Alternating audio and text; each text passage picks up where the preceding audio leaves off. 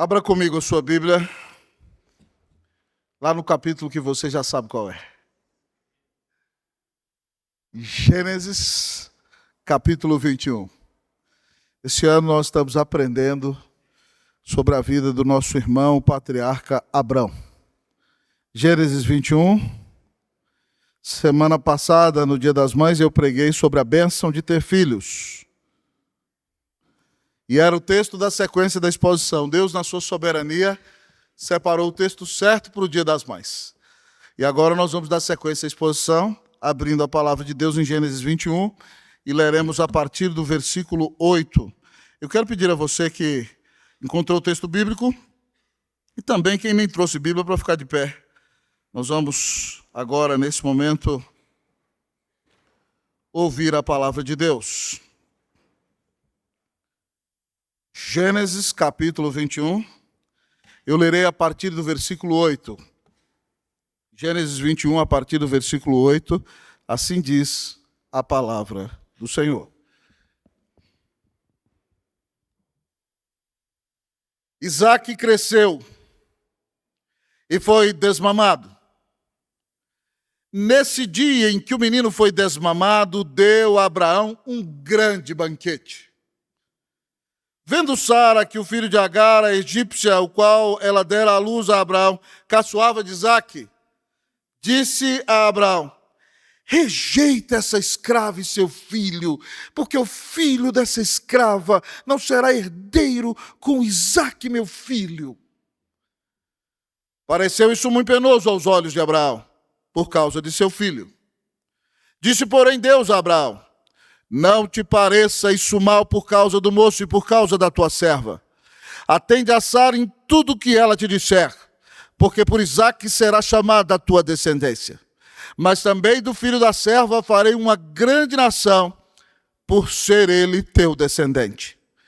Levantou-se, pois, Abraão de madrugada, tomou pão e um odre de água, pô-los às costas de Agar, deu-lhe o menino e a despediu. Ela saiu andando errante pelo deserto de Berseba. Tendo-se acabado a água do odre, colocou ela o menino debaixo de um dos arbustos.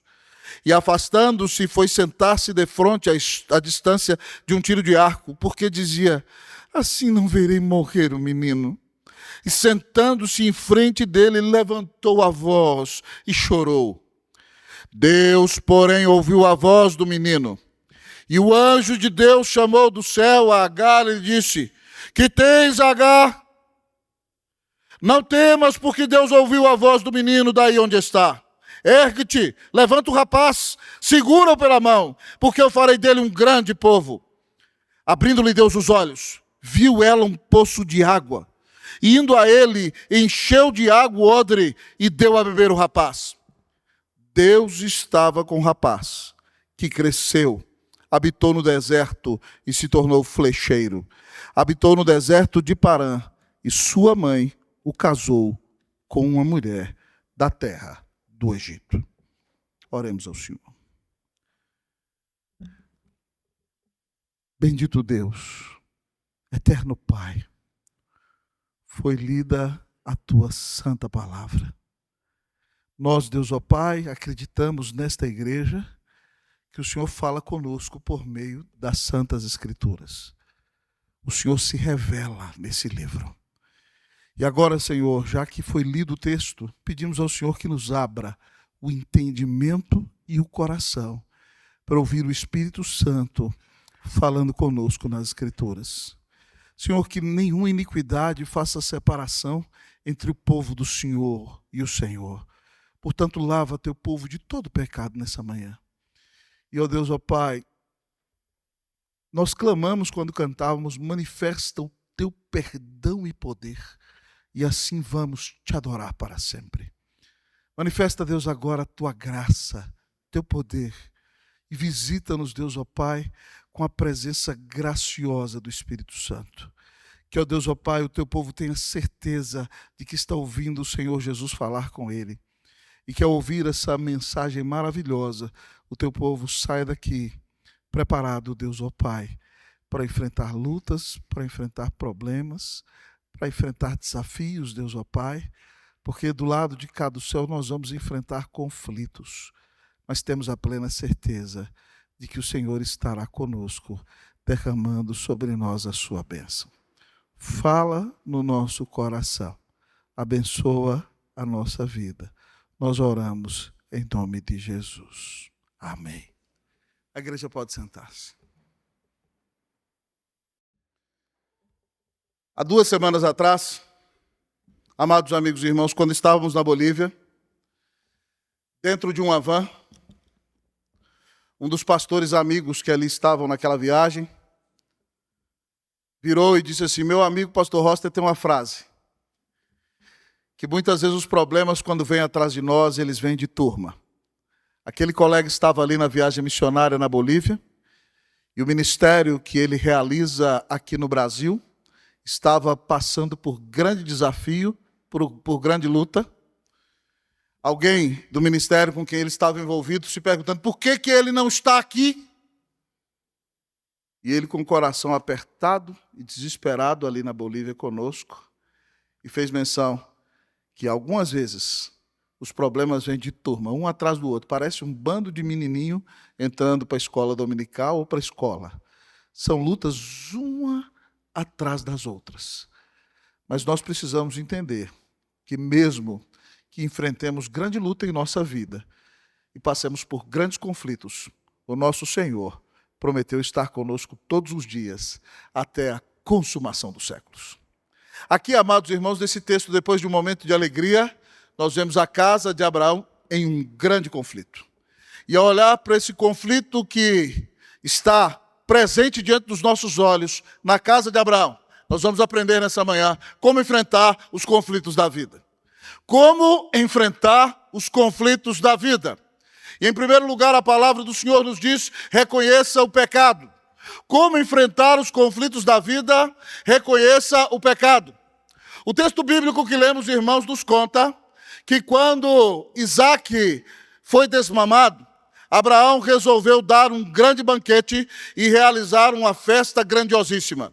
Nos dias da Bíblia, amados irmãos, naqueles dias de Abraão e Sara, uma criança era desmamada aos 3 anos de idade. E quando então a criança era desmamada, significava que ela venceu aquela primeira etapa da primeira infância. E isso era razão de grande festa, porque naqueles dias havia muitas enfermidades. E crianças pequenas têm a sua saúde mais debilitada. Então muitas crianças morriam entre o 1º e o 3º ano. Então quando o menino chegava a 3 anos de idade, que era o momento do seu desmame, onde ele já poderia comer comida sólida, então se fazia uma grande festa. Se você olhar comigo para o texto aí, você verá claramente que neste dia em que foi desmamado, deu a Abraão um grande banquete. Não foi qualquer festa. Foi uma grande festa. Você sabe que Abraão tem 1000 pessoas na sua casa. E ele está longe dos seus parentes, está morando em Gerar, na terra dos filisteus. Provavelmente ele convidou Abimeleque, rei dos filisteus. E foi literalmente uma festa de arromba. Isaac, o sorriso, o filho da promessa, o menino que nasceu de um pai de 100 anos e de uma mãe de 90, estava completando 3 anos de idade. O filho da promessa havia que dar-se uma grande festa e um grande banquete. Todos com grande alegria ali. Mas geralmente, amados irmãos, isso acontece muitas vezes em famílias, às vezes em trabalhos, e muitas vezes até na igreja. Quando alguém está sendo reconhecido, abençoado, estão agradecendo a Deus pela vida daquela pessoa, não falta aquele que se dói de inveja. E o texto da palavra de Deus fala sobre Ismael, o filho mais velho de Abraão. Diz o texto que, ao ver Isaac talvez correndo ali, brincando, Ismael doído, diz o texto, que ele caçoava de Isaac. Diz o versículo 9, vendo Sara que o filho de Agar, o egípcio, o qual ela dera à luz a Abraão, caçoava de Isaque, disse a Abraão: rejeita essa escrava, seu filho, porque o filho da escrava não será herdeiro com Isaque, meu filho. A palavra usada para caçoava, aqui no hebraico, significa literalmente fazer pilhéria, zombava. A zombaria que Ismael fazia do seu irmão era desqualificadora. Era literalmente bullying. Ele estava zombando, talvez zombando o nome dele. Onde já se viu um menino com nome de Sorriso? Que coisa é essa? Menino bobo desse. E você não vê nenhum sinal na Bíblia de que quando Ismael tenha feito 3 anos, Abraão tenha dado um banquete. Porque o filho legítimo é Isaque. E então Ismael, machucado pela inveja, zomba, faz bullying e quer diminuir o seu irmão. Está acabando com o pequenino Isaque. Lembre-se que Ismael, nesse exato momento, tem 17 anos. Ele nasceu quando Abraão tinha 86 anos. E agora Abraão tem 103 anos de idade. Ah, meu querido irmão, imagina a dona Sara quando viu o Ismael acabando, fazendo bullying, diminuindo o filho dela. Nós já vimos que a dona Sara tem o sangue quente. Ela ficou brava demais. Virou para Abraão e falou assim: rejeita essa escrava e seu filho, porque o filho dela, diz aqui o texto, não será herdeiro com Isaque, meu filho. Problema na casa de Abraão. Eu não quero ser advogado do diabo aqui, não, irmãos. Mas vamos pensar, vamos entrar um pouquinho na cabeça do Ismael. Ele é pecador. Mas ele foi filho de um estratagema nascido na cabeça da dona Sara. Vocês se lembram que naqueles dias antigos, quando uma mulher era estéril, ela podia pegar uma escrava, subi-la para o nível de segunda esposa, para que o marido tivesse relações com ela, e o filho da escrava seria considerado filho da esposa legítima. O mundo fazia isso, provavelmente ela disse a Abraão, não está na Bíblia, todo mundo faz isso. Mas eles sabiam que era errado. Era uma tentativa de dar uma mãozinha para Deus e de tentar ajudar a Deus a cumprir a promessa que tinha feito, porque já se passaram 16 anos e Deus não tinha cumprido a promessa. Não, melhor dizendo, 13 anos. E Deus ainda não tinha cumprido a promessa de dar a Abraão um filho. Então, Ismael nasce nessa conjuntura. Eu não vou expor toda a problemática do relacionamento de Agar com Sara, porque nós já ouvimos isso aqui. E se você quiser aprender, ouça os sermões anteriores. Mas o que acontece é o seguinte, esse menino nasceu. Imagina a alegria do Abraão. Rico, já tinha ficado deprimido porque não tinha filho, achando que o seu escravo ia herdar tudo. Agora nasceu o filhinho, ele tem 86 anos de idade.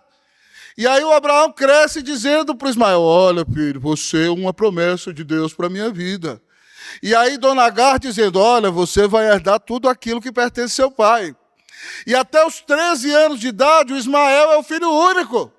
Ele é o filhinho do papai, ele é o queridinho daquele clã de 1000 pessoas, e ele tem claro diante de si que ele vai herdar tudo do seu pai. Deus não tinha prometido nada disso.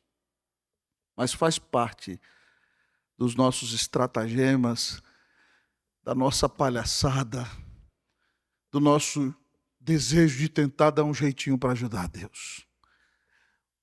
Num certo sentido, Ismael foi vítima. Foi grande vítima. Mas agora nasce o Isaque, quando ele tinha 14 anos. E Deus já fala de cara 1 ano antes que o Isaque vai nascer. Que o Isaque vai ser o filho da promessa, e que o Isaque vai herdar todas as coisas, mas Deus ainda promete abençoar o Ismael. Mas nós não sabemos como isso foi comunicado ao Ismael. A grande questão é que agora o Ismael tem que sair de cena, um menino 14 anos mais novo do que ele, passa a ser considerado primogênito, e ele vai perder tudo. Há um mal-estar no ar terrível, irmãos. Provavelmente Sara já vinha incomodada. O que será que nós vamos fazer com esse menino? E aqui, então, quando ela vê o Ismael agindo mal com o filho dela, a tampa da panela, pá, explode.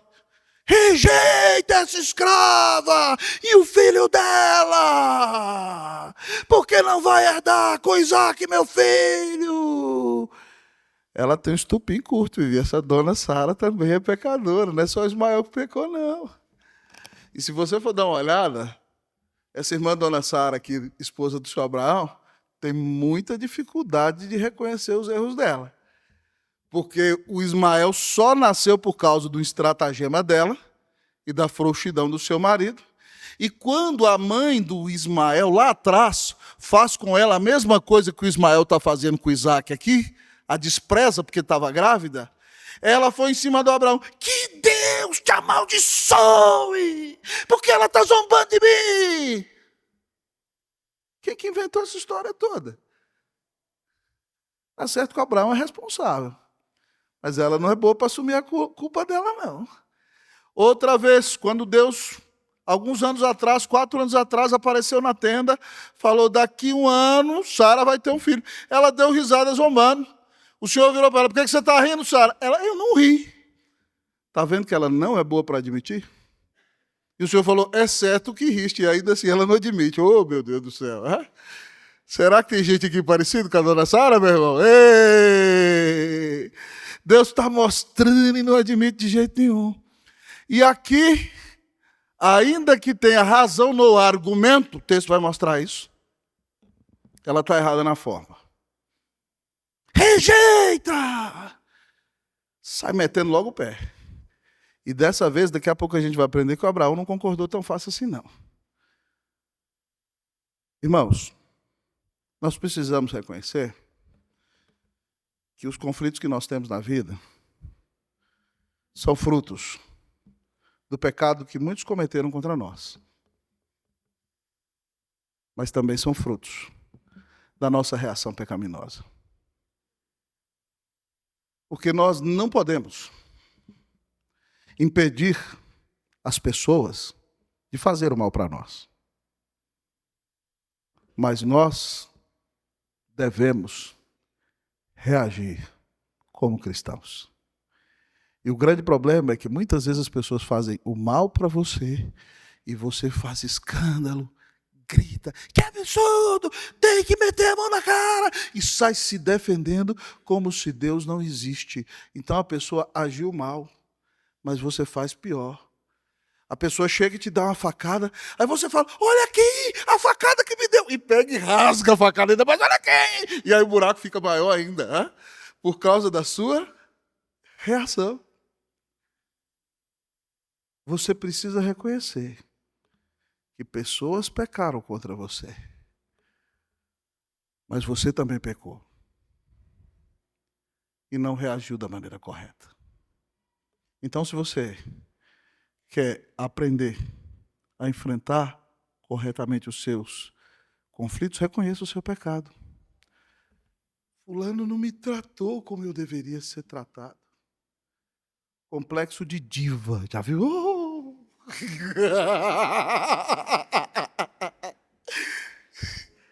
E daí que fulano não te tratou como você acha que deveria ser tratado?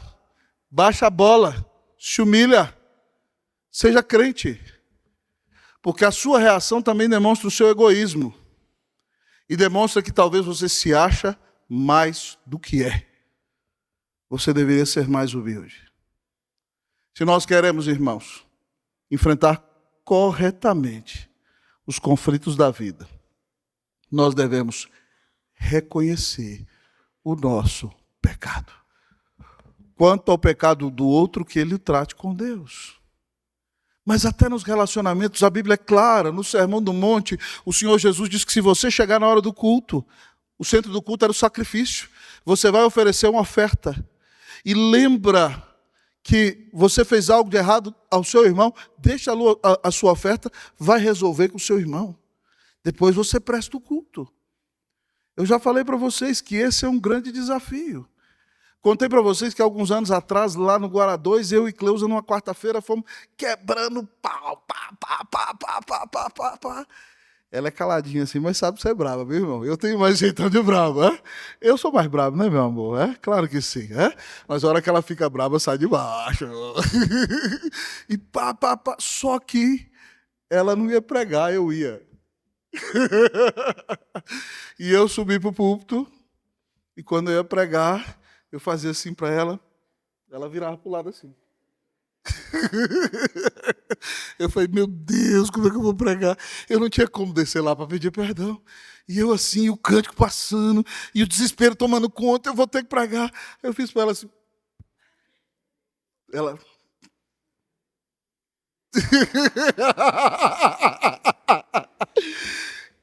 Graças a Deus, tirou o peso do meu ombro, né? Fui perdoado, preguei depois, pedi perdão por tudo, Deus já tinha resolvido a parada. Mas a gente tem que aprender a resolver os nossos problemas. Mas não é só quando você faz errado, não. E quando o seu irmão faz errado contra você. Se o teu irmão pecou contra ti, diz Mateus 18,15, vai entre ti e ele só. Se ele te ouvir se arrepender, me perdoa. Você ganhou o seu irmão, está tudo bem. Se ele não te ouvir, leva 2 ou 3 testemunhas. O problema do povo é que, pastor, fulano fez errado contra mim. Não venha falar comigo na segunda instância, sabe por quê? Porque eu já sou o presidente do conselho. Então você está pulando instância. Se você quer que o cidadão seja disciplinado, venha falar com o pastor. Mas antes, leve 2 ou 3 testemunhas. Fale com 2 irmãos da confiança. Vamos sentar, vamos resolver. Porque aí se o irmão se arrepender, beleza, acabou. Agora, se ele não se arrepender, aí a gente fala com a igreja. E aí é o conselho. Aí você chama os presbíteros, você chama o pastor. Porque aí a pessoa está soberba demais. E o assunto tem que ser tratado em conselho. Agora tem gente que nem vai e conversa com a pessoa. Pastor, fulano, você já foi lá, já conversou com ele? Primeiro você vai. Depois você leva 2 ou 3 pessoas de confiança. Certo? Por isso que a Bíblia diz que contra presbítero, nós não podemos aceitar denúncias sem 2 ou 3 testemunhas. Porque com 2 ou 3 testemunhas se estabelece a verdade. Então você leva 2 ou 3. Depois não resolveu, aí vem falar conosco, porque aí o assunto já toma um nível superior. Entendeu como é que funciona? Esse é o ensinamento bíblico. Se você quer resolver conflitos corretamente, faça dessa forma. Eu sei que às vezes vai ser difícil, não vai ser fácil. Mas todas as vezes, irmãos, que nós aplicamos a disciplina, quem é verdadeiramente crente se arrepende, pede perdão, se submete e é restaurado. E a pessoa que não se submete revela que era membro de igreja, frequentador, mas demonstra que não tinha Cristo no coração. Porque não experimentou o verdadeiro arrependimento. Por isso que a disciplina é uma marca da verdadeira igreja. Porque ela mostra quem é crente e quem não é crente. Então, meus irmãos, que Deus nos ajude a resolver os nossos conflitos, amém? Que você esteja disposto a pedir perdão, a chamar para conversar e a buscar restauração para os relacionamentos. Para que nós não vejamos tanta disciplina na igreja, que Deus nos dê sabedoria e amor para conversar com os nossos irmãos e buscar restauração nos nossos relacionamentos. Em nome de Jesus, amém. Isso começa com você reconhecendo o seu pecado, estando disposto a pedir perdão, para a honra e glória do nome de Jesus. Como resolver os conflitos da vida? Reconheça o pecado. Segundo lugar, obedeça a Deus. Como resolver os conflitos da vida? Obedeça a Deus. Irmão, tem hora que obedecer a Deus não é fácil. E vamos ver aqui nosso querido patriarca. Diz aqui o texto. Quando Sara rejeita, expulsa, cospe fora.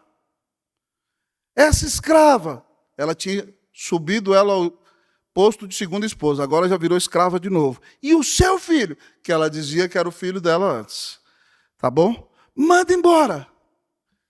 Imagina, você é pai. Teve um filho que não é da sua esposa. E ele está lá na sua casa. E agora ela fala assim, expulsa esse menino daqui. E que ele saia daqui com a mão na frente e outra atrás. Como é que você ia reagir? A situação não é fácil não. Versículo de número 11 diz assim, pareceu isso muito penoso aos olhos de Abraão, por causa do seu filho. Esse verbo pareceu aqui no hebraico, significa que literalmente Abraão tremeu lá dentro. Abraão fez assim, ó, sacudiu ele, quando Sara falou, manda esse menino embora. Ele falou assim, não, agora eu não vou fazer o que ela quer não. Pareceu isso muito, essa palavra aqui é grande no hebraico, e o penoso é o mesmo verbo usado para tremer lá dentro, para dizer que a situação foi impactante para o Abraão. Agora, pelo Abraão, ele não ia seguir o conselho de Sara, porque é o filho dele, meus irmãos. Pareceu muito penoso aos olhos de Abraão por causa do seu filho. Mas aí entra o Senhor em cena com a sua palavra. Disse, porém, Deus a Abraão, não te pareça isso mal, por causa do moço e por causa da tua serva. A Sara reagiu mal, mas ela está certa no argumento conforme a promessa de Deus. Agora ela está certa. Atende a Sara em tudo que ela te disser, porque por Isaque será chamada a tua descendência. Abraão, eu disse para você que quem ia te dar o filho era eu. E o filho que seria o herdeiro era o filho que eu daria. Isaque não é fruto da tentativa humana, da mãozinha humana, da ajudinha humana, do jeitinho brasileiro. Não! Isaque é o filho que eu prometi. Ele é quem vai herdar tudo que você tem, Abraão. Nele será chamada a sua descendência. Mas Deus é bom. Deus fala para ele, fica tranquilo que eu vou cuidar do Ismael. Mas também do filho da serva farei uma grande nação. Versículo 13. Por ser ele o teu descendente. E aí, irmão, o Abraão é falho. Mas tem uma coisa. Quando Deus manda, o tal do Abraão obedece. Talvez você achava que o momento crítico na vida do Abraão tinha sido só o que nós vamos ver, talvez daqui 2 semanas, quando ele subiu para o monte e Deus mandou matar o Isaque. Você fala assim, meu Deus, que difícil obedecer isso, matar seu próprio filho. Pois aqui Deus está falando, manda seu filho embora. E o Abraão não questiona. O Abraão é pecador, como a gente, sabe, irmãos? Mas sabe, meu querido diácono Gessé, o Abraão não questiona. O Abraão obedece. Então, o Abraão levantou de madrugadinha, nem tinha dormido, né, coitado? Passou a noite rodando para lá e para cá, diz o texto bíblico. Chamou Agar, falou, Agar, você tem que ir embora mesmo. Tem que ir embora com o meu menino daqui. E o que o Abraão está fazendo, irmão, significa falar diante do clã que ele está deserdando o Ismael. É muito forte. O Ismael não vai herdar nada dele. Ele não é o filho da promessa. Ele não é o herdeiro que Deus prometeu. Então Abraão levanta logo cedo. Olha para você ver como às vezes a obediência de Deus nos leva a extremos. O Abraão aqui deve estar lutando contra si mesmo em tudo. Diz o texto bíblico que ele se levantou de madrugada, versículo 14, tomou pão, pode ser um grande pedaço de pão ou qualquer alimento, e um odre de água. Esse odre, irmão, era feito de pata de animal. Ele cabia 12 litros de água. E diz o texto aqui, então, que ele colocou nas costas da Agar, deu o rapaz de 17 anos para ela.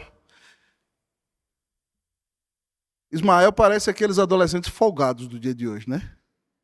Rapaz de 17 anos está forte, não é verdade? Bota o peso todo nas costas da mãe. E o Ismael deixa, não fala, mamãe, deixa eu levar. Não, tem muito adolescente folgado aí, viu? Se você é folgado, adolescente, fica esperto. Tem que ajudar seu pai e sua mãe. Ele finge que nada é com ele. O Abraão bota a sacola lá, 12 litros de água, pesado odre, nas costas da Agar. A Agar, coitada, está tão atordoada que aceita qualquer coisa. Dá um pedaço de pão e manda a Agar embora. E o texto diz para nós que deu-lhe o menino e a despediu. Mandou ela embora. Diz o texto que ela saiu andando errante pelo deserto de Berseba. Da outra vez que ela fugiu, quando ela humilhou a Sara e a Sara deu uma coça nela, você lembra disso? Ela foi rumo ao Egito, que era a antiga terra dela. Você lembra que ela ia para a cidade chamada Sur, que significava muro, que era a divisão do Egito com a terra do povo de Deus. Agora ela está no deserto do sul de Judá, de Berseba, e ela sai perdida. Eu não sei se você já ficou tão perplexo e atordoado com algo que você sofreu, que você sai andando na rua assim, sem saber para onde vai. A gata meio assim, parece uma barata tonta, ela não sabe para onde vai, coitada. Ela está vivendo um momento muito difícil.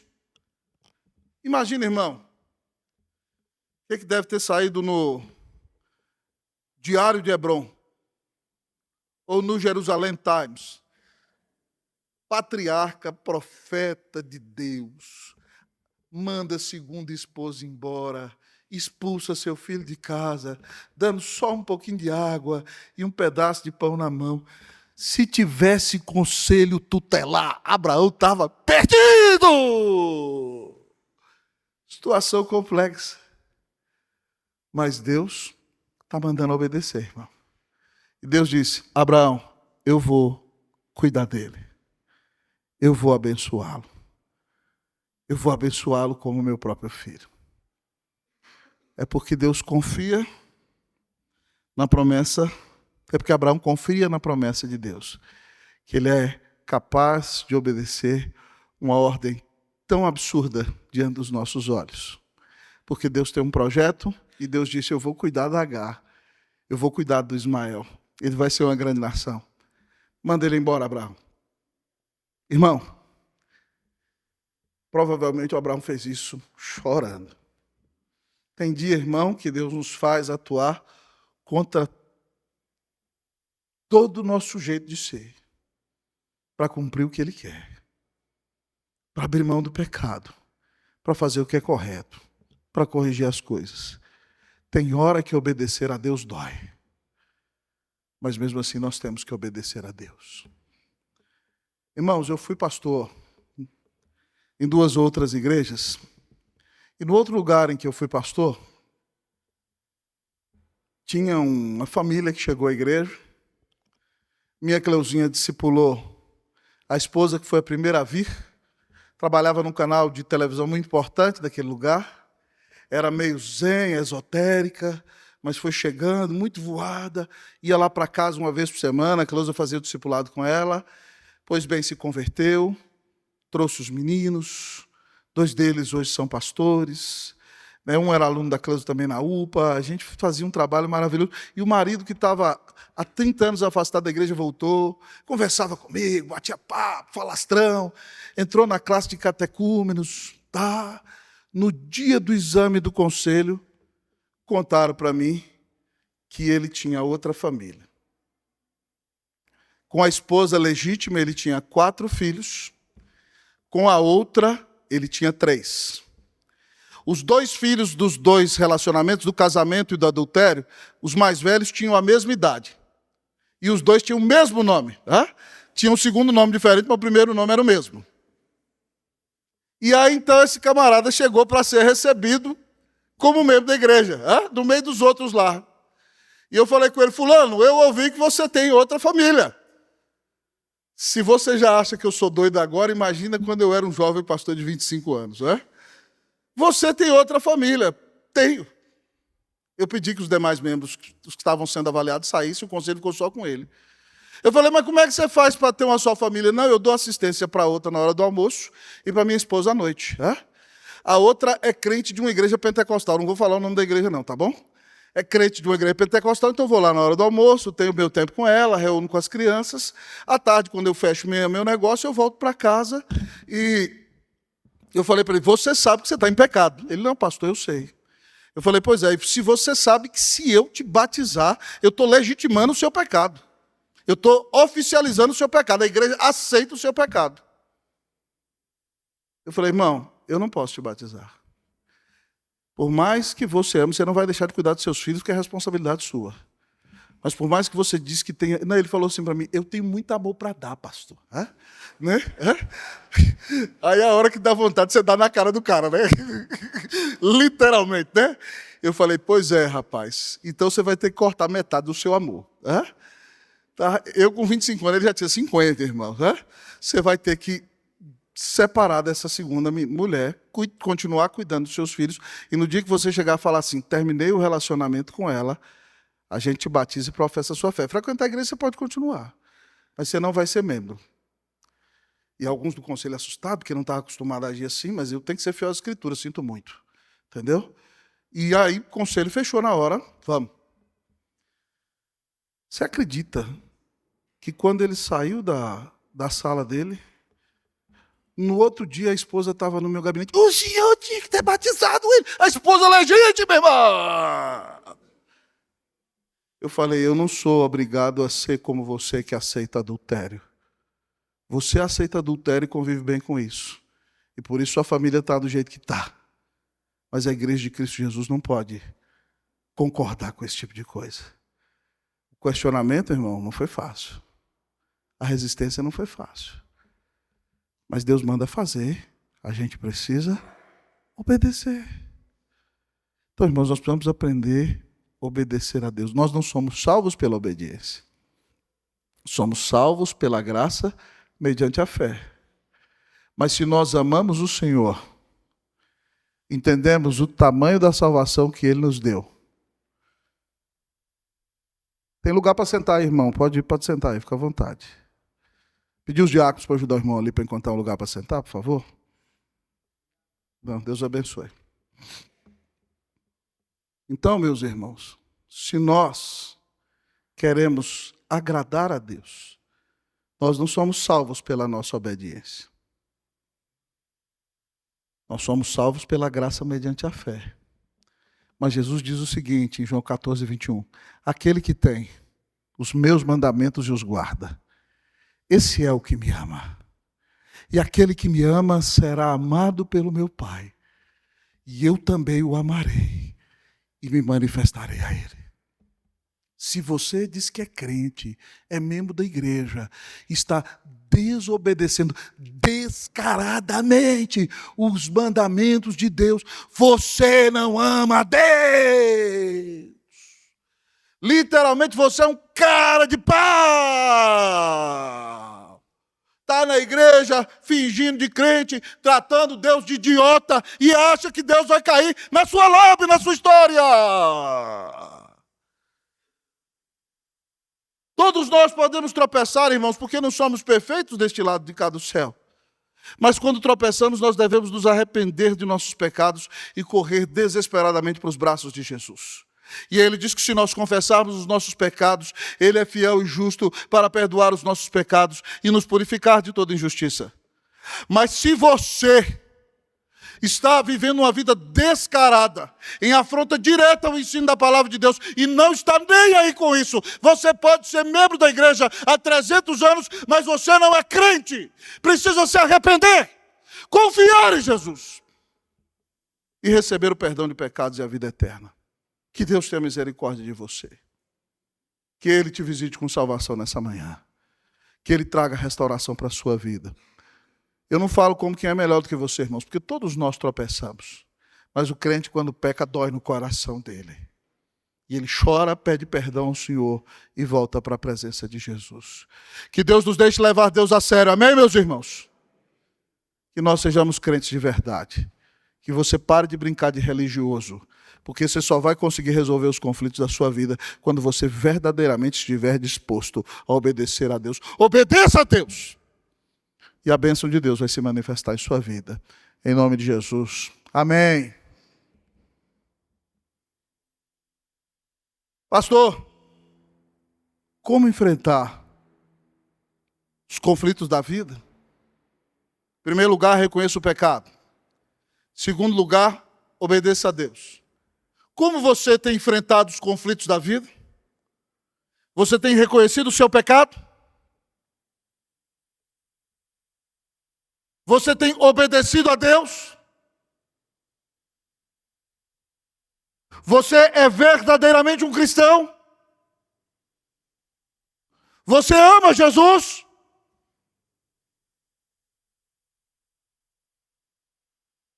Como enfrentar os conflitos da vida?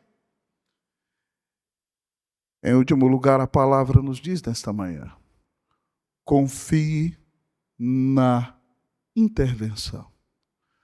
Como enfrentar os conflitos da vida?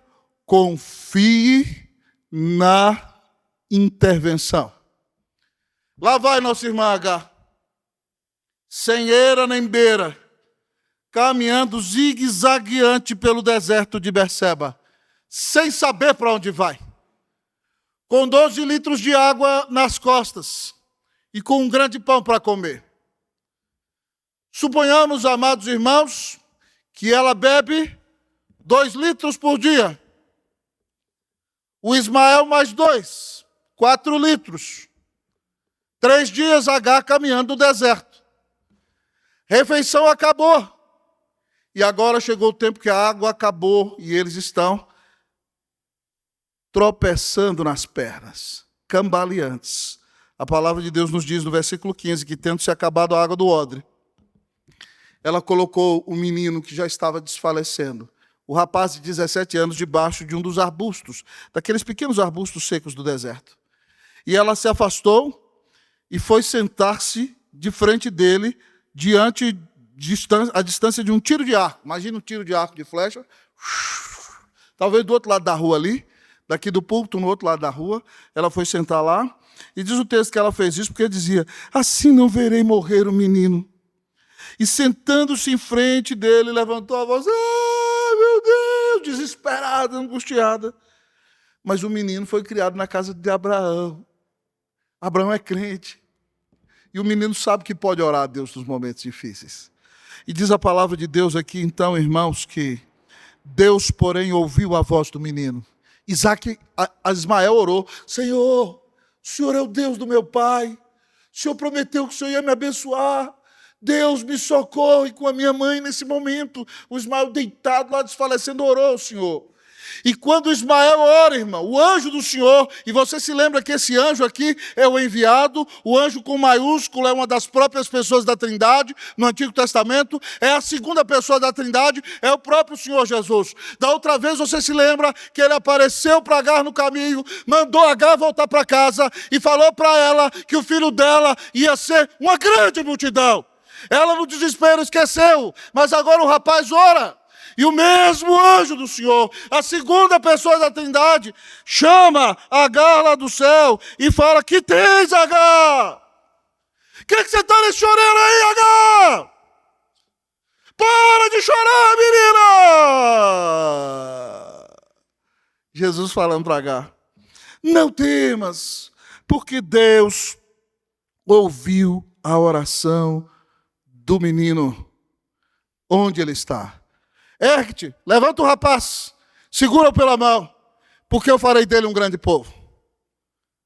Abrindo Deus os olhos, viu ela um poço de água, indo a ele, encheu de água o odre e deu a beber o rapaz. Deus estava com o rapaz que cresceu, habitou no deserto de Parã e se tornou flecheiro. E a mãe dele o casou com uma mulher da terra do Egito. Irmãos, Deus está dizendo no momento de dificuldade de Agar que ela tem que confiar na intervenção de Deus. Nos momentos de dificuldade da sua vida, você precisa confiar na intervenção de Deus. Você precisa confiar que as promessas de Deus ainda estão valendo para você. Confie na intervenção de Deus. Quando eu confio na intervenção de Deus, a primeira coisa que eu faço, a gente tem que aprender com Ismael aqui, eu clamo.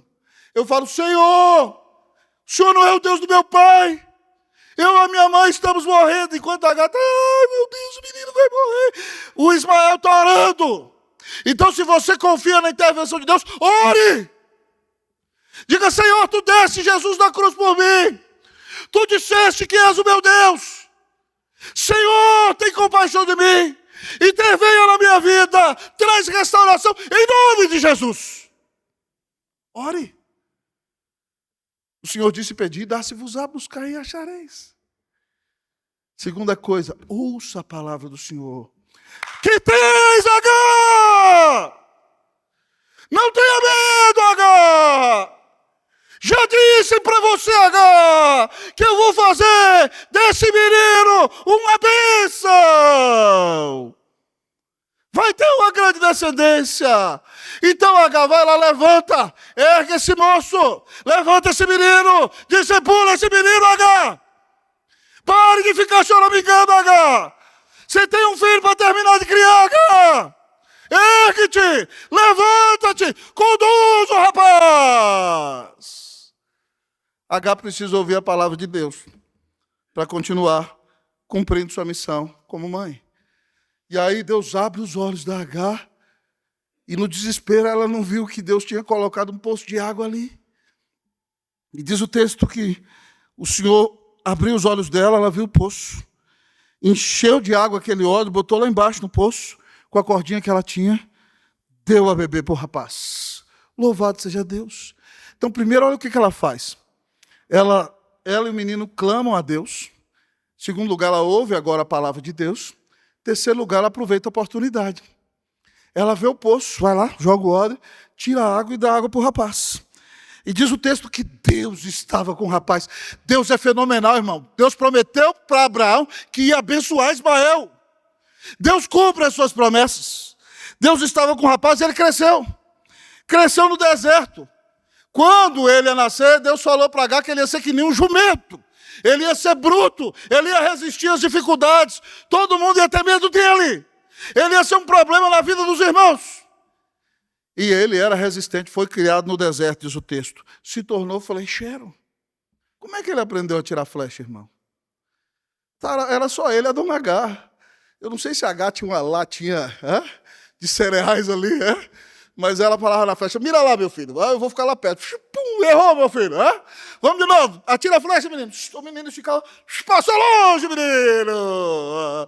Eu não sei se ela botava assim umas pedrinhas ali. Vamos de novo, fazia um alvo numa árvore lá. Vamos lá, Ismael. Daqui a pouco o menino começou a acertar no lado do alvo. Agora o menino dava no meio, se tornou um flecheiro espetacular. E agora Agar já tem carne para comer, irmão. Porque passa um bichinho ali, ó. O Ismael só pega a flecha, mata o bichinho. Todo dia carninha assada, louvado seja Deus. Com água fresquinha do poço. Louvado seja Deus. E o moço cresceu ali, né? Eu não sei, uma vez eu ouvi um pregador falando, achei interessante, o pregador dizia que talvez a Agar ali no deserto criou ali o poço de Agar, né? E vendia água fresca por R$10. Eu não sei, estou brincando, o texto não fala isso não. É muita viagem da maionese, mas o negócio é o seguinte, eu sei que eles aproveitaram a água. Pelo menos eles beberam, o Ismael caçava, e Agar terminou de criar o moço. E diz o texto, que ela o casou com um rapaz da terra dela, do Egito, e ele se tornou forte e se tornou uma grande nação. E o que é interessante, irmão, é que o Ismael, graças a Deus, ainda que a história da família de Ismael seja uma história ressentida contra os judeus, seus irmãos, o Ismael não deixou de amar o pai dele, porque provavelmente, vez por outra, quando cresceu, ele visitava o pai. E 72 anos depois desse texto, quando Abraão tinha 175 anos, nós vamos aprender no último sermão da série, o Ismael foi lá sepultar o pai, junto com Isaac. Os outros meninos mais novos de Abraão não estavam lá, mas ele estava lá, honrando o pai, até na hora da morte. Mesmo o pai tendo sido o instrumento que machucou a sua vida. Irmãos, nós precisamos confiar na intervenção de Deus. Nós precisamos confiar que ainda que nós tenhamos enfrentado tragédias na nossa vida, Deus intervém na nossa vida. Talvez o seu pai te tratou mal, minha irmã. Talvez, meu jovem, o seu pai te abandonou. Mas eu gostaria de dizer que ainda que o seu pai tenha sido mau, um bruto, ignorante, Deus é seu pai, Ele cuida de você. Salmo 27:10 diz que ainda que meu pai e a minha mãe me desamparem, o Senhor me acolherá. Talvez você está aqui nesse templo e foi vítima de um abuso. E certamente isso machucou tremendamente a sua vida, mas não deixe isso definir a sua vida. Não viva como sempre dizendo na testa, botando um rótulo na testa, eu sou abusado. Tira esse rótulo da testa. Você é comprado, você é salvo, você é perdoado, você é de Jesus. Confie que por mais que você tenha sido abusado, por mais que você tenha sido rejeitado, por mais que você tenha sofrido na vida, por mais que seu pai tenha te abandonado, Deus te amou e mandou Jesus morrer na cruz por você. E Deus intervém na sua vida. Ele te ama. Ele cuida de você. Mesmo no dia da mais terrível dor. mesmo no dia da mais terrível tribulação. Irmãos, Deus nos deu a bênção de voltarmos a comprar um apartamento este ano. Quando saímos de Brasília, abrimos mão do nosso, pela fé viemos para São Paulo. Humanamente falando, tomando um prejuízo grande lá, porque Deus estava nos chamando para cá. E esse ano Deus nos deu a bênção, eu estava sem carro, tinha que comprar carro para fazer o ministério, andar aqui, pregar, viajar, fazer as coisas em São Paulo. E eu orei ao Senhor. Mas logo quando você compra, vem uma dívida que você não espera, outra. E aí, no início do ano, eu ia fechar o mês com alguns pouquinhos R$1.000 lá, sem ter como pagar.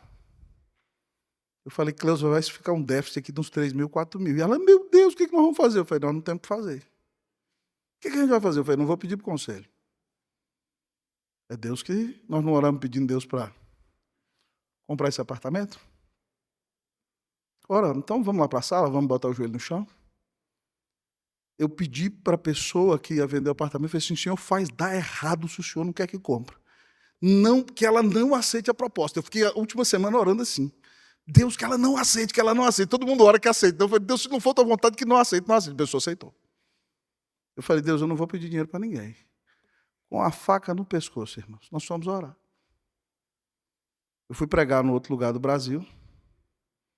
Compartilhei da bênção que nós tínhamos comprado apartamento. Lá estava um irmão de uma outra igreja que eu não tenho aceitado o convite dele de jeito nenhum. Ele já me convidou 5 vezes para ir na igreja dele. Eu disse que não. Mas ele foi na igreja da cidade vizinha me ouvir. Ficou feliz da vida. Um irmão que era muito pobre se tornou um empresário próspero. Contou como Deus abençoou a vida dele. E quando ele comprou o apartamento primeiro dele, ele não tinha um centavo e fechou. E Deus providenciou. Ele, a esposa, a família tem muito carinho comigo, porque me ouve pregando nos eventos da IPB. Resultado, terminou o culto do sábado à noite. Não fui jantar com o pastor, estranhei, fui jantar com ele. Chegando lá, falou, pastor, nós já passamos por aquilo que o senhor passou. Nós não temos tanta intimidade com o senhor assim. Não nos leve a mal, nós queremos dar um presentinho para o senhor. R$2.000 a mais do que eu não conseguia pagar. Está entendendo? Com quem você tem que falar?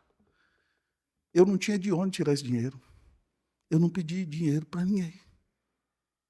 E de repente, eu tinha uma dívida que, Deus é o Senhor, não foi o Senhor que me fez comprar. Eu creio no Senhor, eu sei que o Senhor vai fazer algo. Presentinho para o Senhor aqui. Falei, não, vamos me dar R$500. Quando eu vejo, irmão, na minha conta, louvado seja Deus. Liguei para a Cleuzinha, ela emocionada, chorando. Confie na intervenção de Deus. Eu não atuei com molecagem. Eu não fiz nada sem consultar o Senhor. Eu pedi a Deus para dar errado. Pedi a Deus para dar direção.